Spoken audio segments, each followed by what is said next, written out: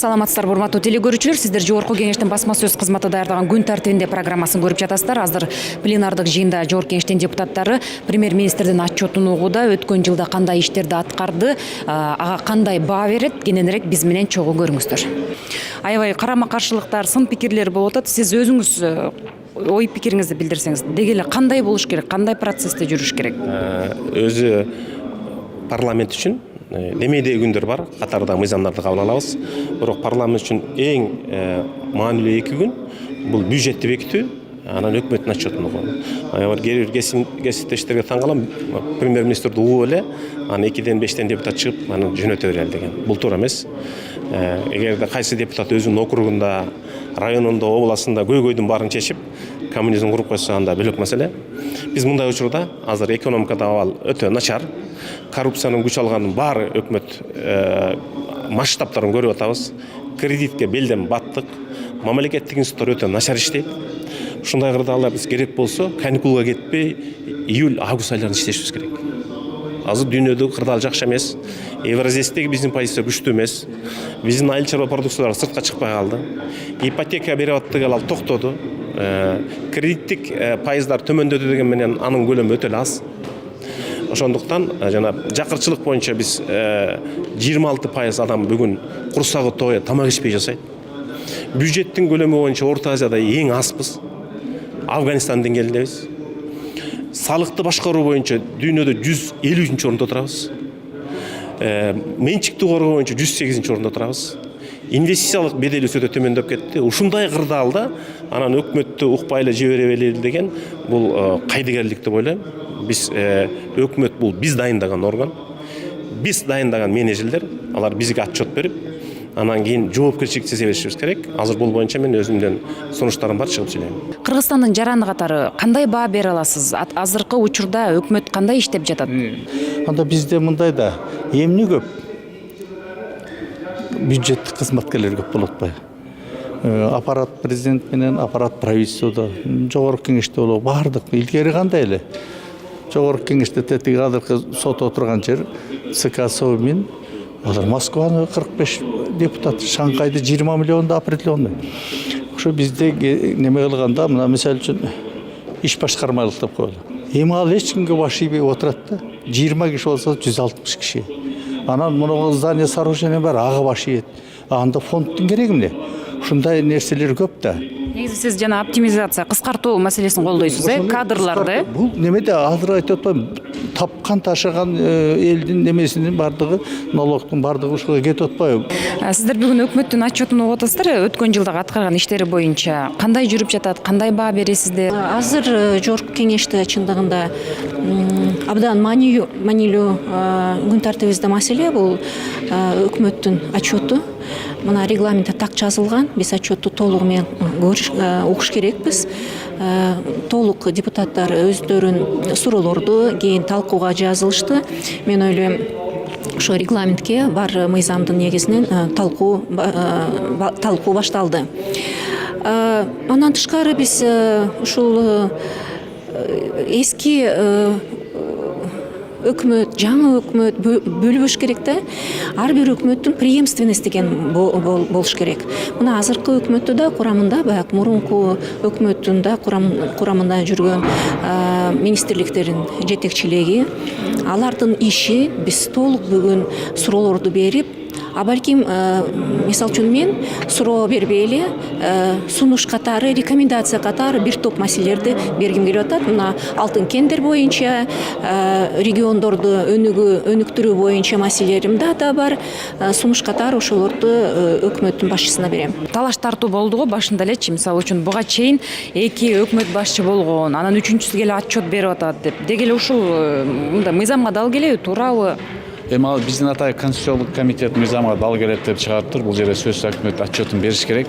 Анткени депутаттар эл өкүлү катары азыркы акыбалды, өкмөттөгү акыбалды билиш керек.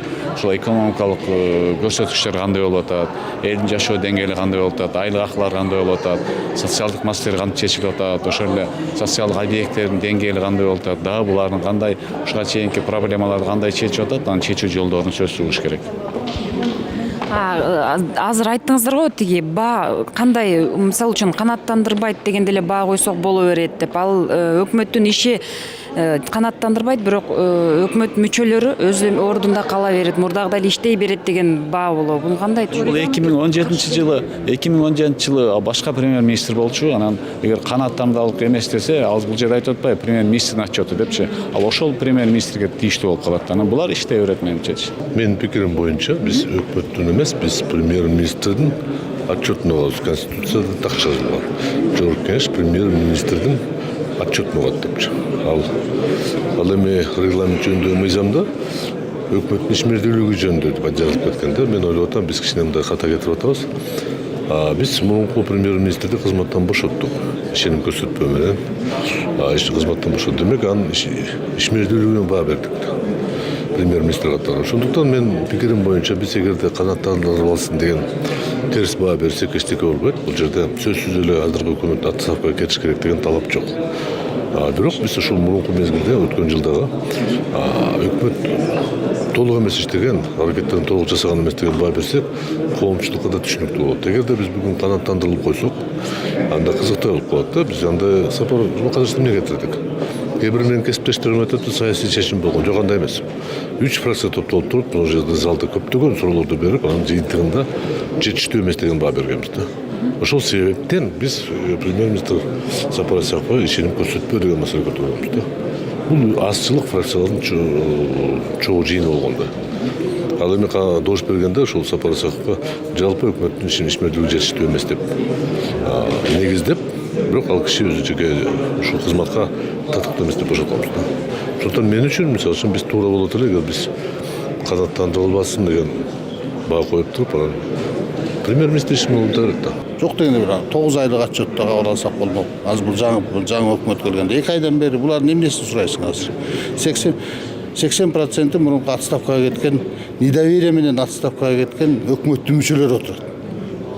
Анан эми ошол недоверие берген, отставкага кеткен өкмөттүн отчетун кантип кайра карайсың? Ошон үчүн мен туура иш кылгыла деп атам да. Туура карасак. Конкреттүү кандай сунуштарды берип атасыз? Мен айттым, же эске алынсын деп жана комитеттин чечими турат. Ошону эске алынсын деген нерсени добушка коюп карайлы. Эске алып анда кетирели. Же болбосо неут өткөндөгү отставкага кеткен неут коюлду. Ошол боюнча неутту коюп берип кетирели дедим. Мен эки сунушум болду. Отчет берүүдө айтты өкмөт башчычы. Мисалы үчүн жана элдерге жардам берүү иретинде насыяга ипотека берүү 12%дан 18%га чейин түштү. 453 айыл 20 шаар таза суу менен камсыз болду депчи. Азыр ипотека токтоп калды. Эмне себептен ошолорду сиздер депутаттар катары көтөрөсүздөрбү? Ипотека боюнча мен да жакшы сурам бар элем. Анткени ушу мугалимдерге, врачтарга берүү боюнча Кыргызстан боюнча болгону 810 адам алыптыр. Эмне себептен бул асалган? Экинчиден эмнеге саны көбөйбөйт? Бул боюнча бизде суроо бар. Бирок өкмөттүн берген отчет боюнча азыркы премьер-министр 2017-жылы 8 ай биринчи вице-премьер болуп иштеген. Азыркы берип аткан отчет боюнча 3төн 2 бөлүгүн аткарышкан. Калган 80% өкмөттүн мүчөлөрү отурат бул жерде.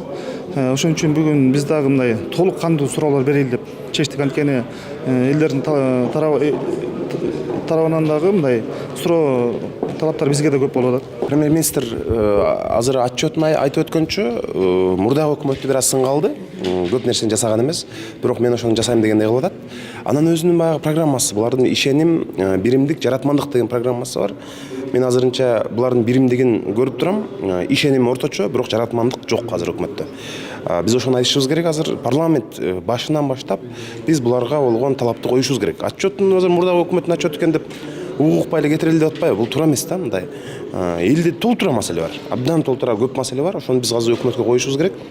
Отчеттун канааттандырарлык деп койсок деле болот. Менимче, анткени буларды иштетпей атып эле жана жыга чапсак да болбойт. Ошон үчүн балким азыр буларды колдоп берип, бирок колдоп бергенде дагы баягы ишеним кредити менен силерге мындай кредит доверие деп коет го жаңағы жакшы иштебесеңер дагы такалайбыз деп ушинтип мындай көп маселени айтышыбыз керек да. Анан буларды келип эле суроо жооп кылбай эле кайра эле кетире берсек болбойт булар. Парламентти кийин мындай кийин өзү жооп берип калабыз да.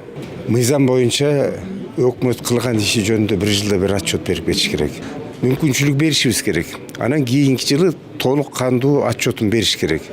Мына азыр өткөн өкмөттүн кылган ишин толугу менен баяндап берди. Эми жетишкен жактарын да айтты. Албетте жетишпеген жактары да бар экен. Мисалы инвестициянын тартылышы аз болду деди өткөн жылкыга караганда. Жолдордун сапаты начар деп атат. Мына ошого карата мен суроолорду бердим. Кандай чаралар көрүлүп атат деп. Тийиштүү чаралар көрүлүп атат деп айтты. Эми ишенип туралы жаңы өкмөттүн да ишине ийгилик кааладык. Азыр өзүңүздөр көргөндөй танапистен кийин кайра жогорку кеңештин депутаттары өкмөттүн отчетун угууда. Бул бүгүн саат 4-кө чейин уланмакчы. Эгерде баарынан кабардар болууну кааласаңыздар Кеңеш КЖ сайтына кирип, биздин YouTube, Facebook баракчабыздан көрсөңүздөр болот. Саламатта болуңуздар.